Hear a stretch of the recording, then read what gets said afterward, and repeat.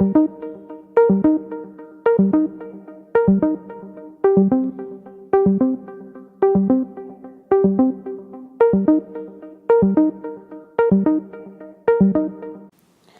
formas de coadyuvar el gasto público se remontan desde las primeras civilizaciones, desde hace mucho tiempo atrás, en ocasiones injustas, abusando del poder mediante el despojo de bienes, con argumentos incuestionables, sometían a los habitantes con la finalidad de quitarles sus bienes para enriquecerse. No había equidad, ni proporcionalidad.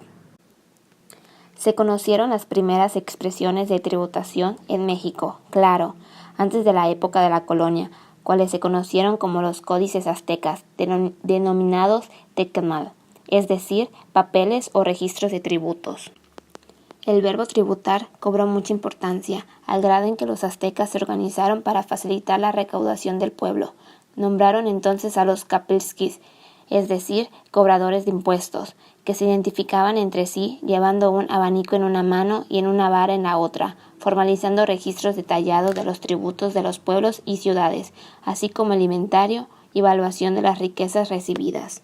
Fue por el sistema implementado en el área andina. Dos tipos de impuestos, en especie o mercancía, y los tributos en servicio, especiales que debían prestar los vecinos de los pueblos sometidos. La dominación que tenía la cultura azteca fue tan grande que fue acompañada de un gran prestigio político y cultural de los estados poderosos, como fue el caso de los olmecas, teotihuacanos, zapotecos, mayas, toltecas y mexicas. Hasta que alrededor de 1519 llegó Hernán Cortés junto con un grupo de españoles a México. Al sorprenderse con la organización del pueblo azteca en materia tributaria, discrepaba y juzgaba la manera tan eficaz de recaudar del pueblo, la cual se encauzaba a la obtención de flores, cosechas y animales, efectuando cambios a dicho sistema, sustituyendo dichos tributos por objetos preciosos como las joyas, el oro y los alimentos. Cabe mencionar que aún con la conquista española el sistema tributario no tuvo modificaciones trascendentales, sino que de manera gradual se fue ajustando a las normas europeas, de tal modo que durante el siglo XVI dicho sistema aún mantenía sus principales características. Sin embargo, la tributación después de la conquista tuvo una eficacia mayor, puesto que la recaudación estuvo ligada al control por parte de los monarcas que se estableció en el pueblo, ya que tenían una capacidad amplia para exigir el pago que les correspondía. La administración del virreinato de la Nueva España se entiende como colonia, por ser clave de la maquinaria fiscal transatlántica bien integrada por la lógica imperial que se considera avanzada para su época. Para el año de 1530 y 1550 se encontraba con las primeras disposiciones coloniales, de las cuales podemos hablar de manera fundamental de las tasaciones que se encontraban a cargo de la corona española. Aunque fue hasta la quinta decena del año 1500 cuando se implementó el primer programa de reformas, entre las que consistía en la de reducir los diversos pagos en especie a una tasa en dinero y en maíz.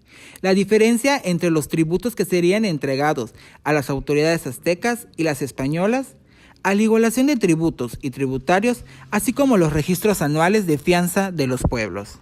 La construcción del sistema impositivo del México colonial se llevó a cabo después del siglo XVI, partiendo de la fusión de dos sistemas preexistentes, el azteca y el español, a los cuales le agregaron elementos originales. Del sistema azteca predominaron los tributos y se incorporaron a la Real Hacienda, mientras que del sistema español se incluyeron diversos elementos, como las alcabalas, el papel sellado, la avería, el almojarifazgo, así como una serie de tributos pertenecientes a la Iglesia.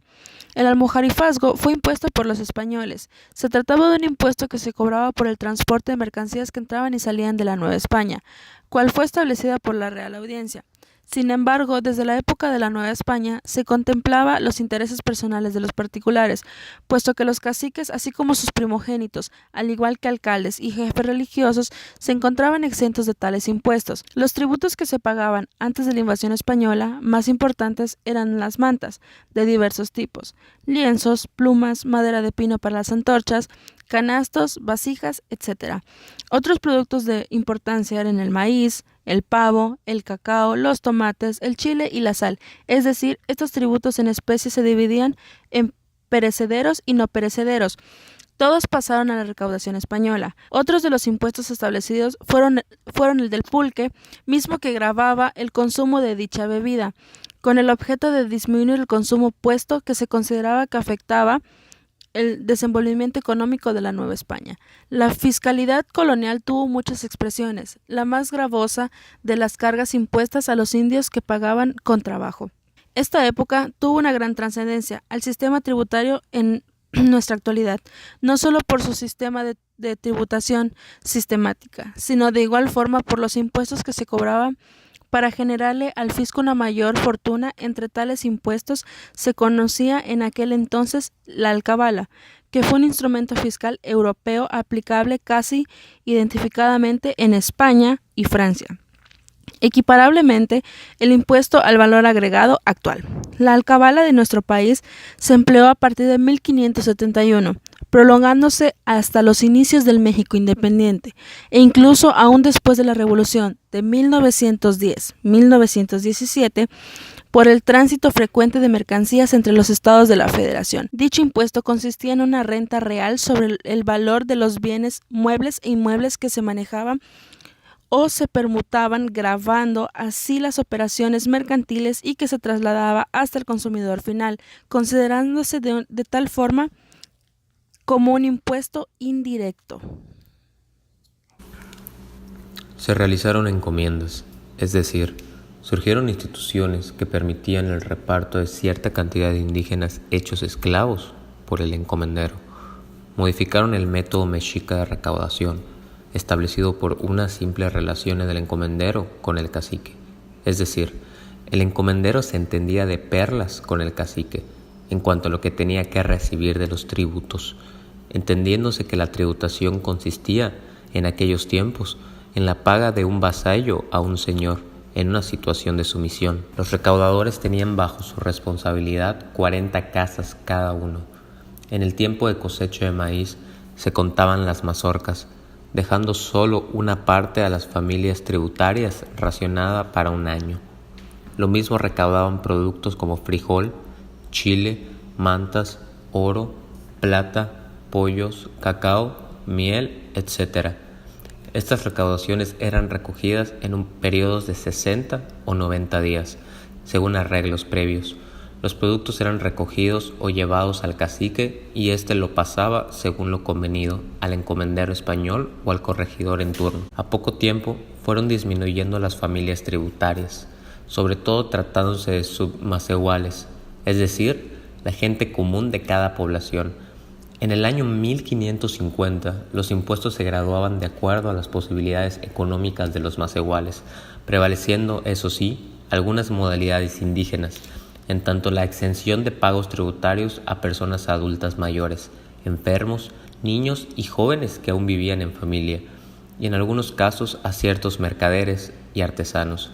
De gran importancia fue que algunas tierras eran trabajadas en común para el sostén de la comunidad. A 100 años de la conquista se aplicaron 4 exacciones, es decir, la exigencia del pago de un impuesto para usos específicos. La primera exacción la llamaron medio real de fábrica, en 1552. Consistió en el pago precisamente de medio real, para cubrir los costos de la construcción de la Catedral Metropolitana. Esta recaudación estuvo a cargo de los administradores de dicha catedral. La segunda exacción fue en 1592, a cargo del virrey de Velasco.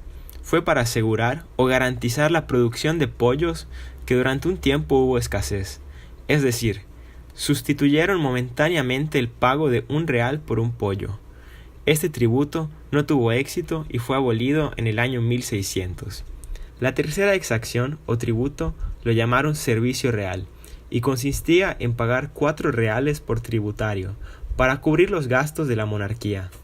Es decir, el rey que seguía manteniendo una flota para la defensa de lo que ellos llamaban las Indias, y el pago de este tributo se mantuvo hasta fines de la colonia. La cuarta exacción fue llamada medio real de ministros en 1605. Era para el pago de los costos de litigios indígenas, pagos judiciales, pagos de escribanos de los tribunales españoles, abogados, ministros de justicia, entre otros. Este impuesto también perduró hasta el fin de la conquista.